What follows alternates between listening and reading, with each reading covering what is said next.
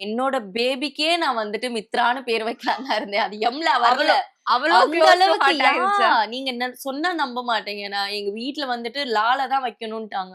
லா லா லா லா லீல தான் வைக்கணும்ட்டாங்கன்றதுனால, ஏதேதோ பேரு வச்சு நெனச்சேன். நான் தான் லயமித்ரான்னு வைக்கலாமா?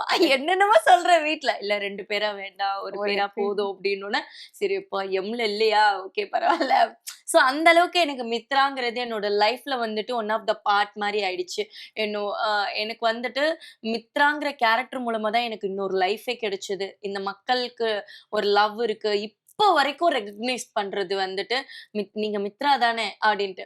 ஸோ அதுக்கப்புறம் நான் எவ்வளவோ சீரியல்ஸ் பண்ணிட்டேன். எவ்வளவோ கேரக்டர்ஸ் பண்ணிட்டேன். இப்போ வரைக்கும் அது ஒரு அ ட்ரேட்மார்க். ட்ரேட் மார்க் ஸோ அது ஒரு பிளாக் பஸ்டர். அது பீட் பண்ண எனக்கு இன்னும் எந்த கேரக்டரும் கிடைக்கல அப்டின்றது தான். பட் இப்ப போயிட்டு இருக்குது. நல்லபடியா போயிட்டு இருக்கு. பட் மித்ரா வந்துட்டு என்னோட லைஃப்ல வந்துட்டு என் லைஃப்ல ஃபுல்லாவே நான் மறக்கக்கூடாது அப்டிங்கிறதுனால என்னோட அகாடமிலயே வந்துட்டு நான் மித்ராஸ் பிபி அகாடமின்னு வச்சுட்டேன்.